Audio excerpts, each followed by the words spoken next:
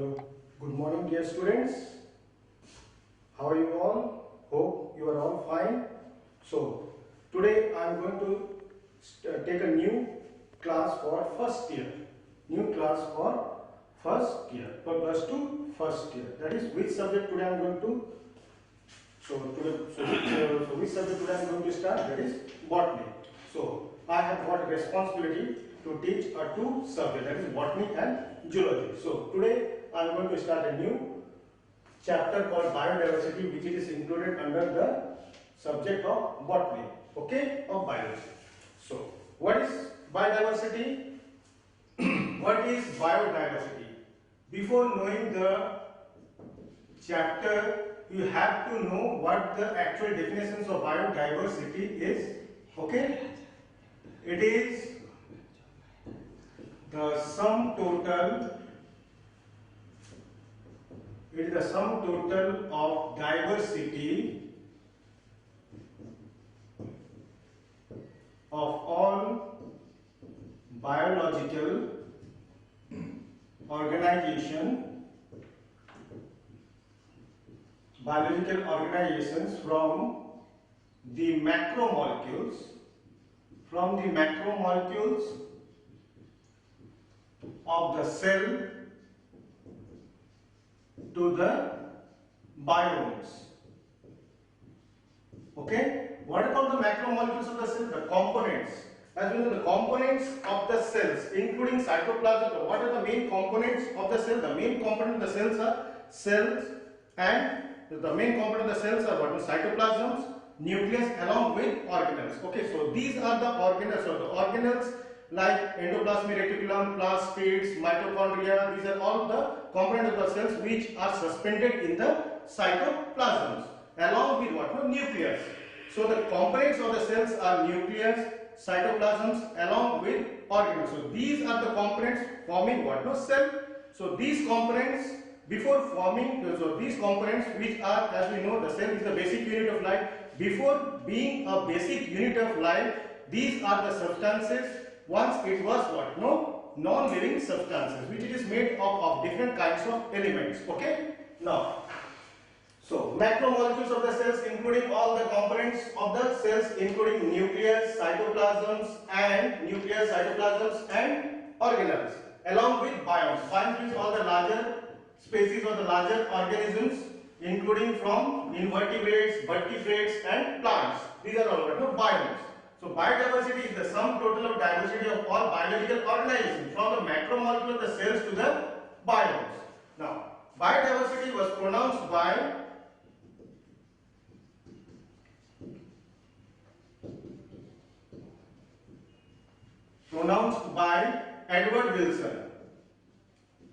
Edward Wilson, 1985. Okay, so biodiversity was pronounced by Edward Wilson. So how many types of biodiversity are there? The major biodiversity, the three types of biodiversity are there. Three types of biodiversity are there. First one is genetic diversity.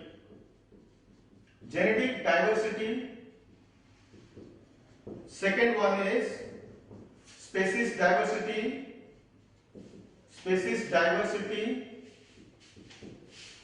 Third one is ecological diversity.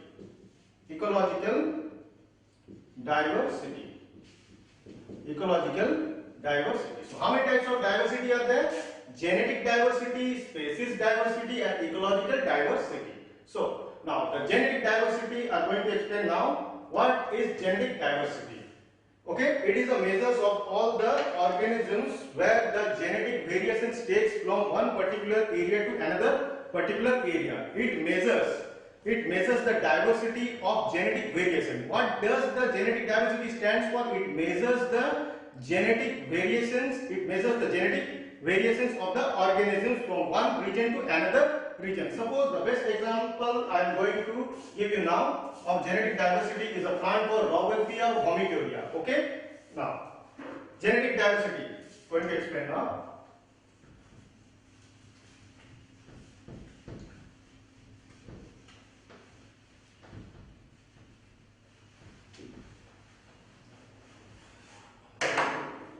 genetic diversity.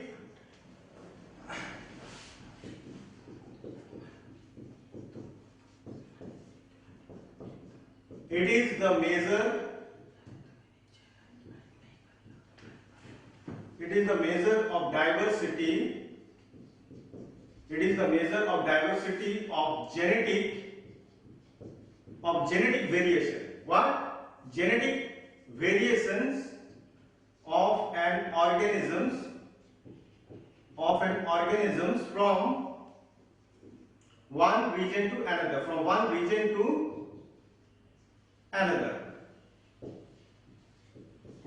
to another. So what is genetic diversity? Is the measures of diversity of genetic variation. Which kind of variation? Genetic variation.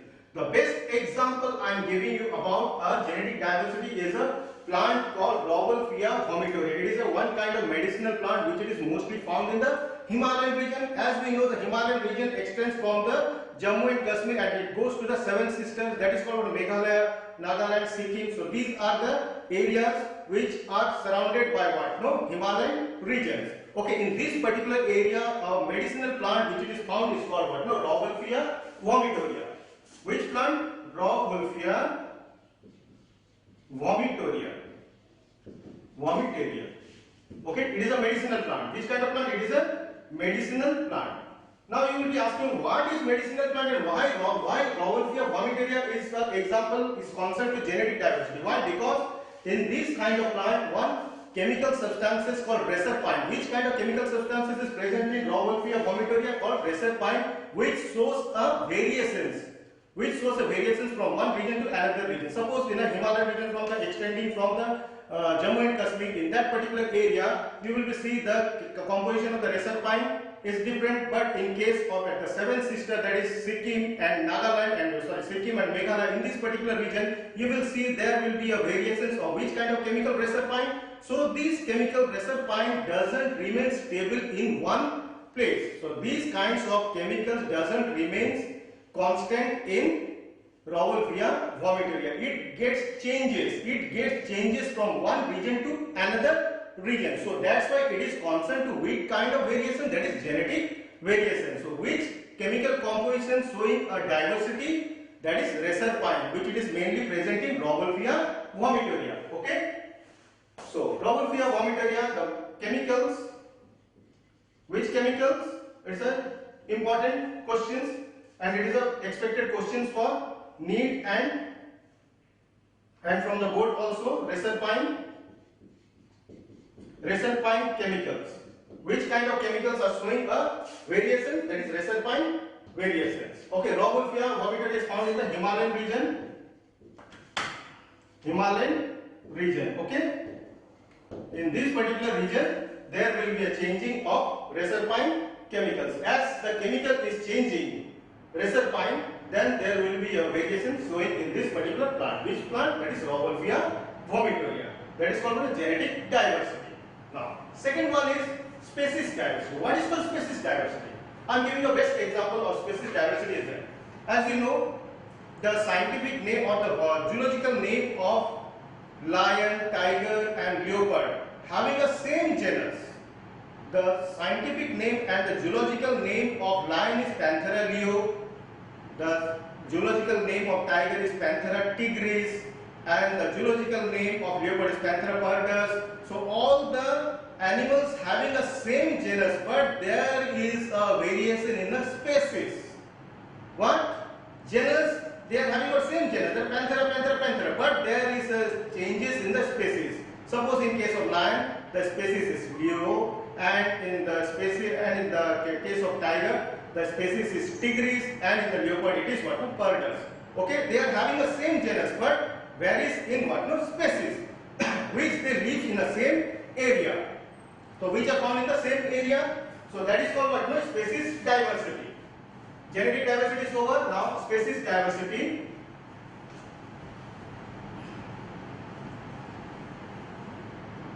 Species diversity. Number B.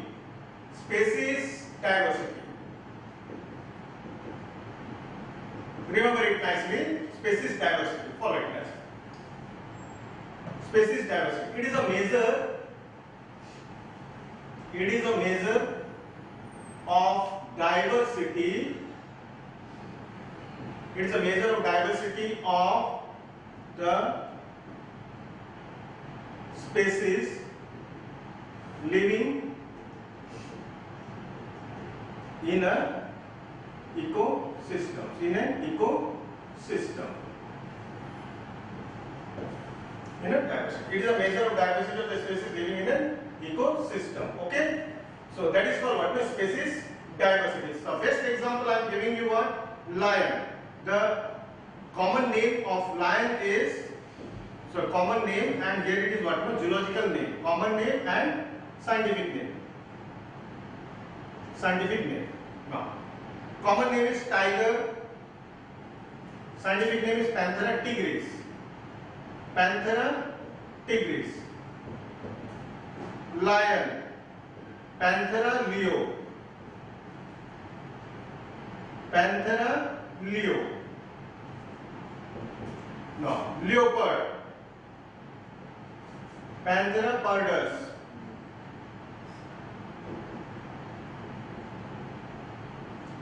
These three animals having the same genus but varies in their species. But apart from the variation in species, but they are living in the same area. So they are constituting to be a what? Species diversity, as the genus are same but varies in what? No species. But they live in the same conditions. That is called what? Species diversity. Panthera tigris, Panthera leo, and Panthera pardus. So having the same genus but varies in species. Okay, varies in species and living in the same conditions. So that is called what? No, species diversity. Now this is the, so here it I have given an example of an animal. Now what about plants? Now plants, examples of plants. This is what the animals. I've gotten examples of animals. Now plants. Plants. A common name. Now botanical name. Here is scientific name, zoological name, whatever you can write. Now botanical name. First one is potato. Potato. What is the botanical name of potato? Solanum tuberosum. Solanum tuberosum. Next, number 2, brinjal. Solanum melongena.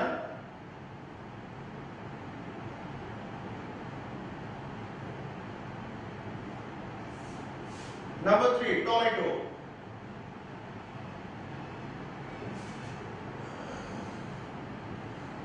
Solanum esculentum.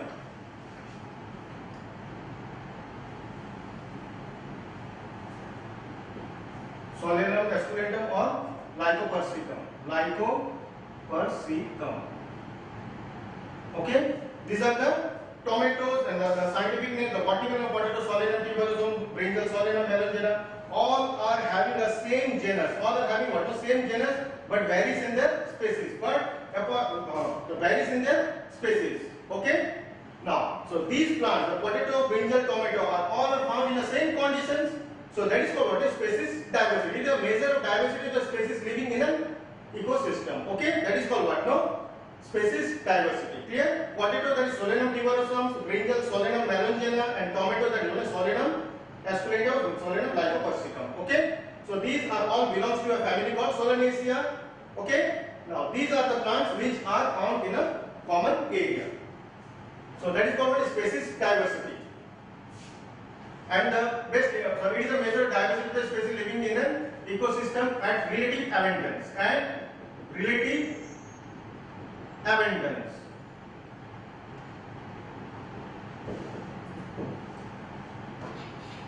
Species diversity is over. Next.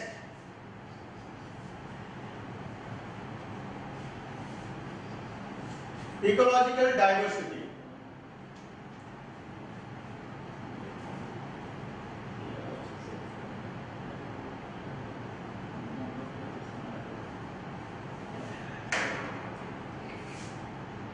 Ecological diversity.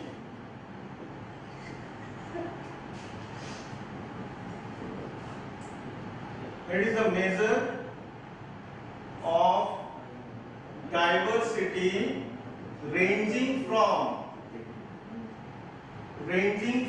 communities to an ecosystem. It's called ecological diversity. It's called ecological diversity. Ecological diversity. Here it is a measure of diversity ranging from community to an ecosystem. It's called ecological diversity. Now, the best example of ecological diversity where all the animals, including everything, all the animals, plants, invertebrates are all found in an area are called what? Ecological diversity. Okay, now the ecological diversity may be in the form of what? Grasslands, meadows, deserts. Okay. Ecological diversity. It is the measure of diversity ranging from community to an ecosystem. It's called ecological diversity. Now, ecological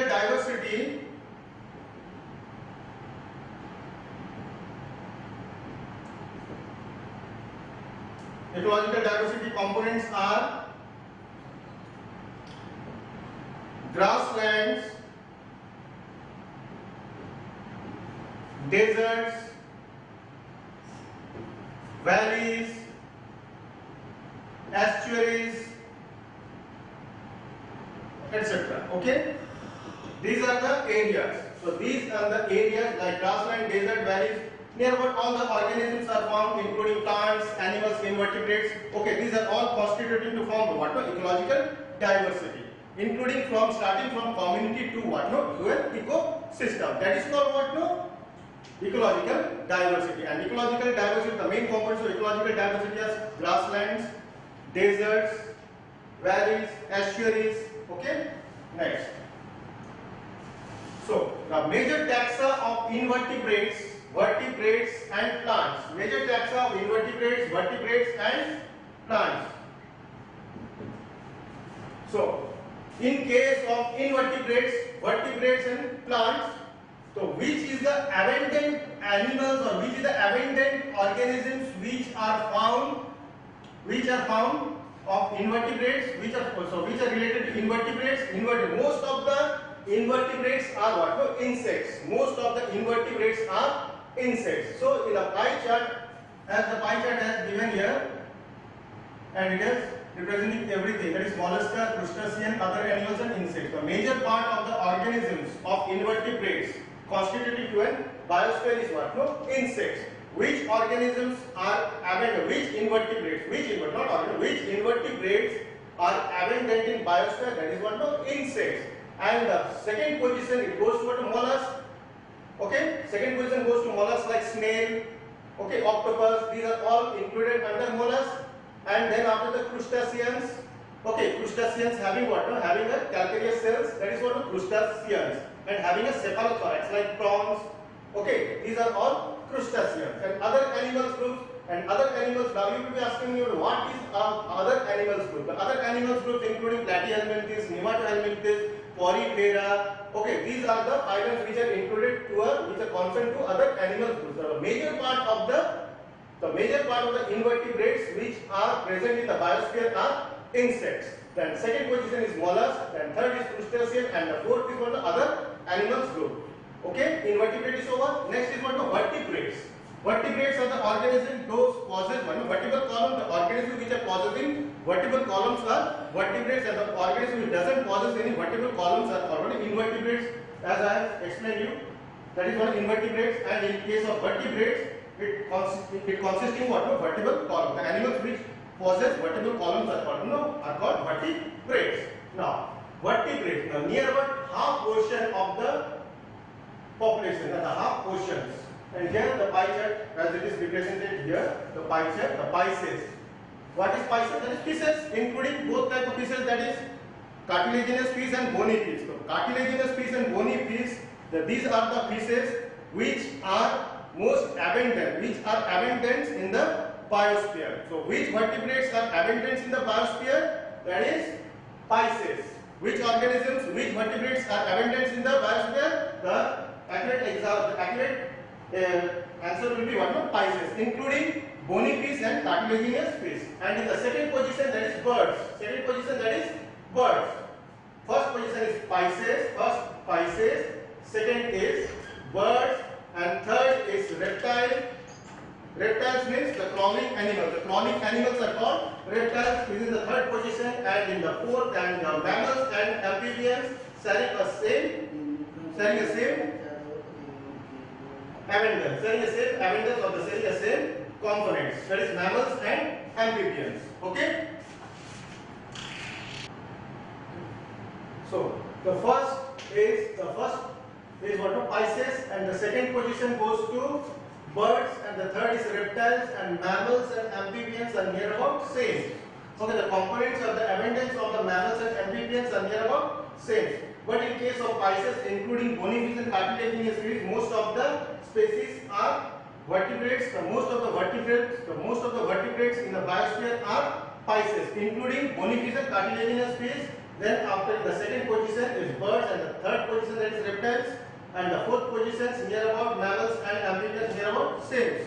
Okay, so these are the components, that is the mammals and amphibians are near about same constituents. Okay, next, in case of plants, first position goes to what? Fungi, and second one is angiosperm. Fungi and angiosperm.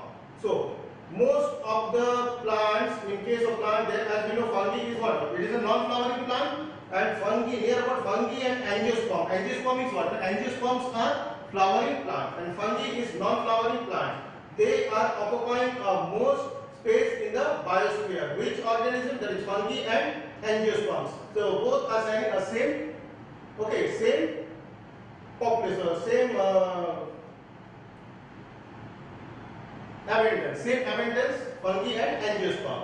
And the second position is algae. Second position is what? Algae. And the third one is mosses. Mosses, including what? Mosses falls under bryophytes, and algae, including red algae, brown algae, red algae, brown algae, red algae, brown algae, and green algae. Okay, and lichens. As we know, lichens are the components of both algal and fungal components, both constituting to form what? No, lichens. As both are the components of phycobionts and mycobionts of lichens. So, in case of plants, most of the flowering or non-flowering plants are occupying in the biosphere. That is fungi and angiosperm. And the second position goes to algae, and the third goes to mosses, and the remaining, that is ferns and algae, which belongs under pteridophytes. Which belongs under what? Pteridophytes. Okay. Next, the diversity on the basis of habitat. Diversity on the basis of habitat.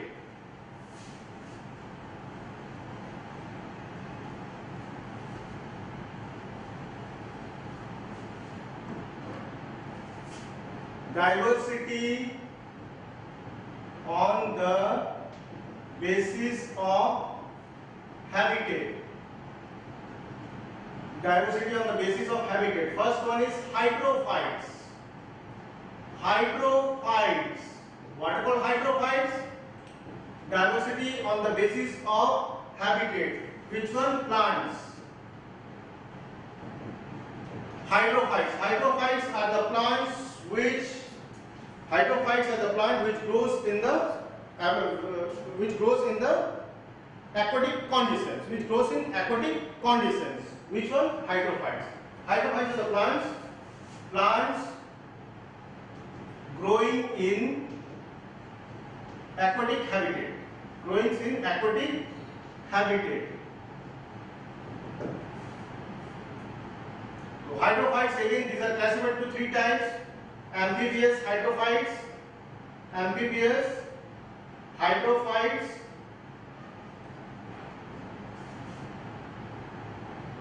floating hydrophytes.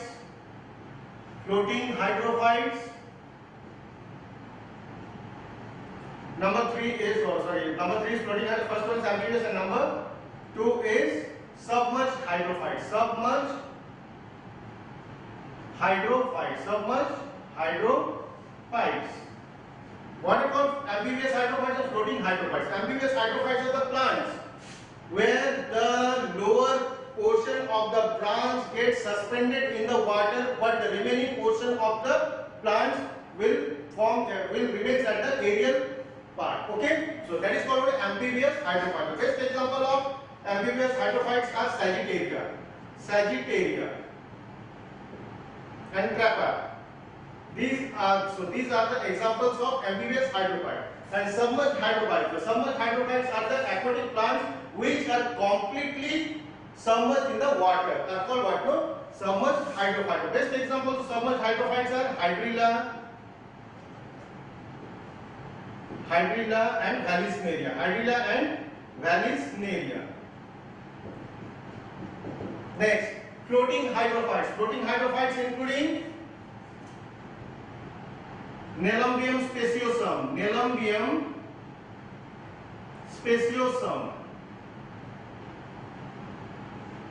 The botanical name of Nelumbium speciosum. So lotus is the botanical name of Nelumbium speciosum. That is lotus and water lily. Nymphea. Okay. So these are the hydrophytes. Hydrophytes are the plants growing in aquatic habitats. Next is, after hydrophytes, next is mesophytes. What are called mesophytes?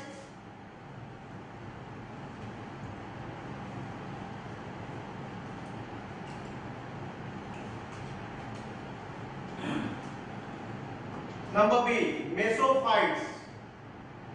Mesophytes, the plants which grow in the conditions where the supply of water is moderate. Moderate means not so much water. Okay, not so much water is needed for the growing of such kind of plants. It requires a requireable amount of water. Okay, that is what the moderate. So examples are apple, mango,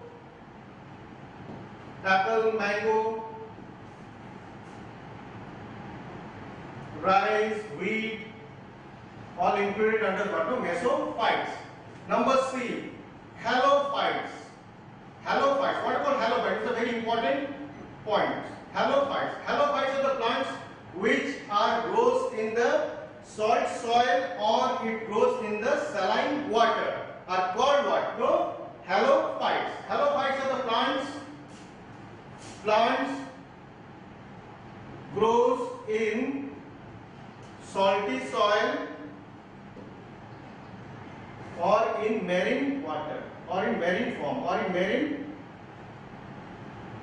forms. Okay, where the concentration of salt is maximum. So which kind of salts makes saline or in saline water?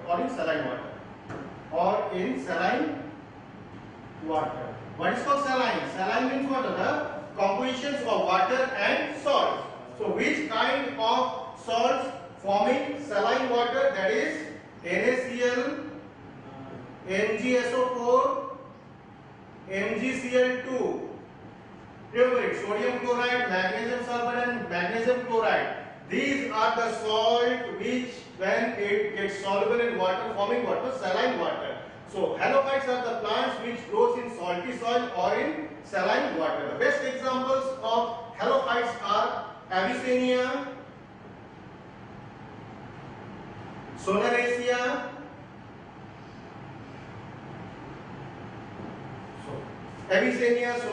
these are the plants which are mostly found in the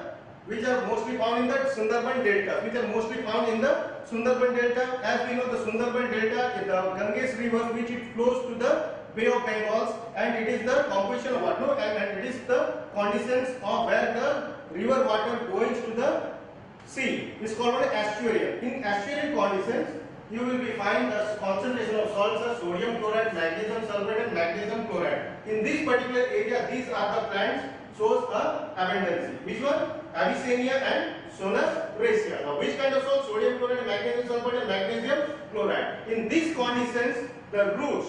In these conditions, the roots are not gets positively geotropic. In these kinds of plants, they doesn't possess a positively geotropic root. What is called positively geotropic root? The roots which are attracted towards to the surface of the earth are called what? No, positively geotropic root. So to protect or to prevent them from the concentrations or higher concentration of salts, the roots are negatively geotropic. That is, negatively geotropic means what? The roots are not going down to the earth, so not penetrating to the earth. Okay. Instead of that, the root will showing what? No, negatively geotropic. That is, in case of such kind of plants, which kind of root they possess? They possess one negatively geotropic roots to avoid the higher concentration of salts, and that particular type of roots are called pneumatophores. The other name of pneumatophores is respiratory roots. Okay, in these kinds of plants, they possess which kind of roots? Pneumatophores. Pneumatophores. Pneumatophores. Clear? Which kind of roots? They are having pneumatophores, and pneumatophores are negatively geotropic. Negatively geotropic means they doesn't goes and they are not attracted towards the earth. Okay? Negatively geotropic.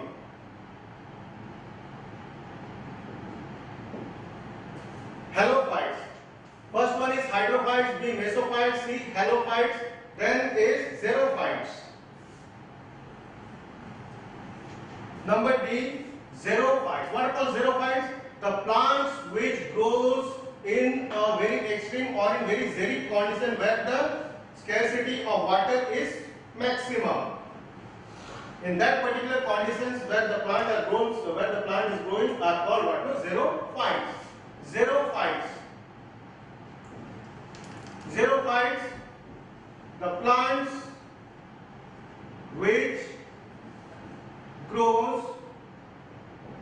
plants which grows in dry and in xeric conditions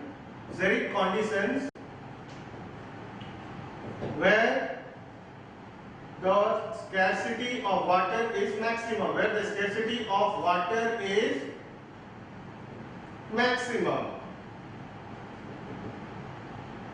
Under xerophytes, which are the plants are included under xerophytes? Drought evaders. The other name of drought evaders are ephemerals. What are called? Ephemerals. What are called ephemerals? Ephemerals are the xerophyte plants. Okay. Ephemerals are the xerophyte plants. In spite of having a characters of growing in xeric conditions, but they doesn't grow in very extreme conditions. They will evade away from the dry conditions and drought conditions. And such kind of plants are called drought evaders or ephemerals. The best examples of drought evaders are Argemone mexicana. So these kind of plant doesn't grow in very extreme conditions. They just go away from the dry and drought conditions. So that's why they are called drought evaders. Drought evaders means that they are retreating away from the dry and extreme conditions. So, and these plants are not regarded to be as a true xerophytes. Okay? Next, xerophyte, that is drought evaders, or the drought evader. The other name of drought evader is ephemerals and succulents. The plants having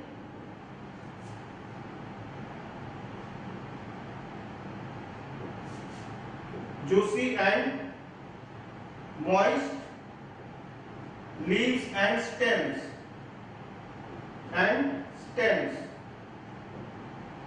are called succulents. Plants having juicy and moist organs, that is stem and leaves.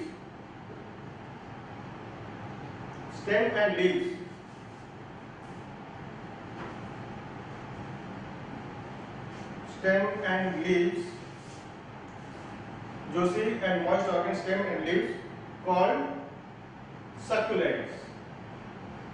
The best example of succulents are Gygipus and Opuntia or Opuntia, whatever you can say. Gygipus, Opuntia, succulents. Okay, broad dividers, succulents. Okay, now xerophytes are further classified into three groups. First is oxylophytes, psammophytes. Okay, oxylophytes, psammophytes.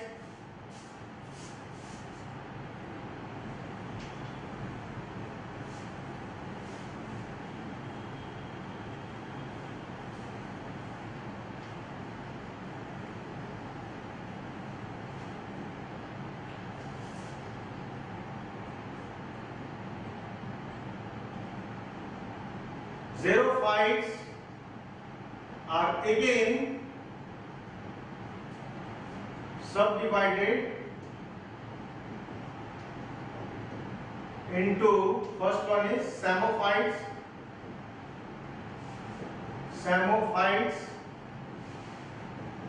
oxylophytes,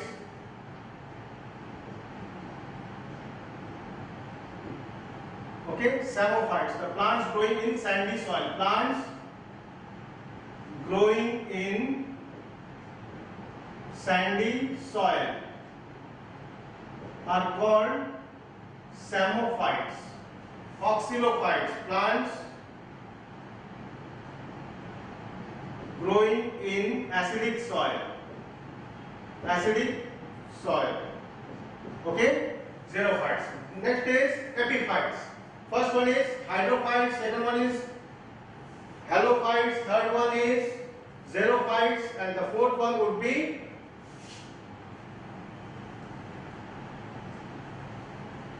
epiphytes. Number 5, epiphytes. What are called epiphytes? Epiphytes are the small plants. Epiphytes are the small plants like orchids. Okay, epiphytes are the small plants like orchid which grows on the surface of the other plants, and derives all the nutrients from it, but doesn't make any harm to the host plants. That kind of plants are called what? No, epiphytes. Epiphytes are the plants. Epiphytes are the plants which grows on the surface of other plants and derives the nutrients from host plants and does no harm to the host plant. Examples: orchids growing on mango plants. Orchid growing on mango plants. Mango plants. Where orchids is benefited, which plant is benefited? Orchid is benefited on mango plant, but mango plants remains unharmed. So such kinds of plants. So which kind of plant? That is epiphytes are. The best example of epiphytes is what? Orchids. Orchids which grows on the surface of other plants and derives the nutrients and does no harm to the host plant. So these are called what? No, epiphytes. Next is parasitic plants. Number 6, parasitic plants.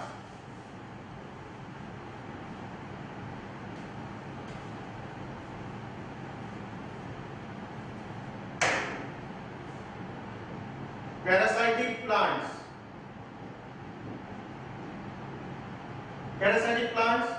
plants means the plants which grows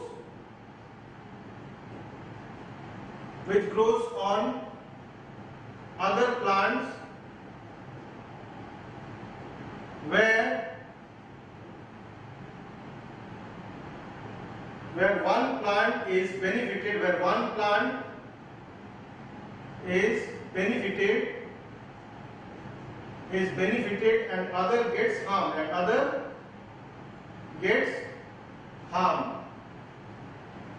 These are called the parasitic plant. Parasitic plant means the plants which grows on other plants where one plant is benefited. Where one plant, which plant? The plant which it is remaining on the host plant. The plant which remains on the host plant, and that particular type of plant is called that particular plant is benefited, but the host plant gets harmed. Okay? So that is called a parasitic plant. The best example of parasitic plant is Cuscuta,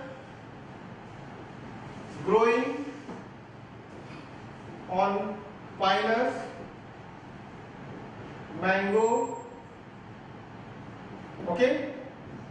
Now, parasitic plants. Now, next is number 7, insectivorous plants.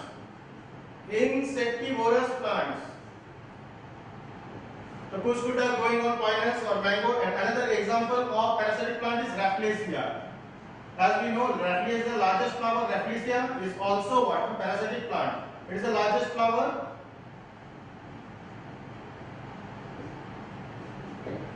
Insectivorous plants. What happens in insectivorous plants? Insectivorous plant, the plants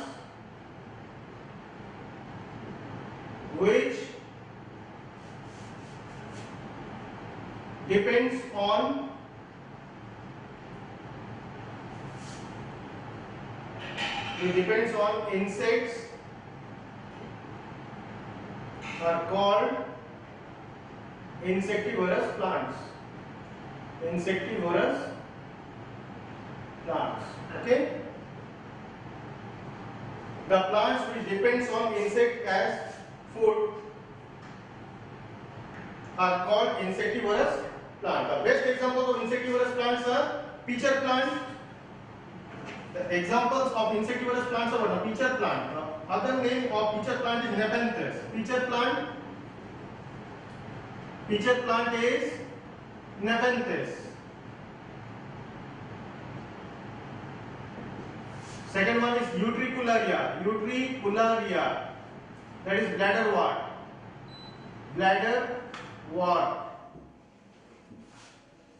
Sundew, Dionia.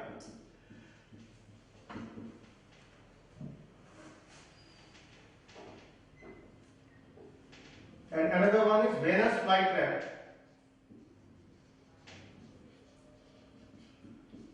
So these are the insectivorous plants. Okay?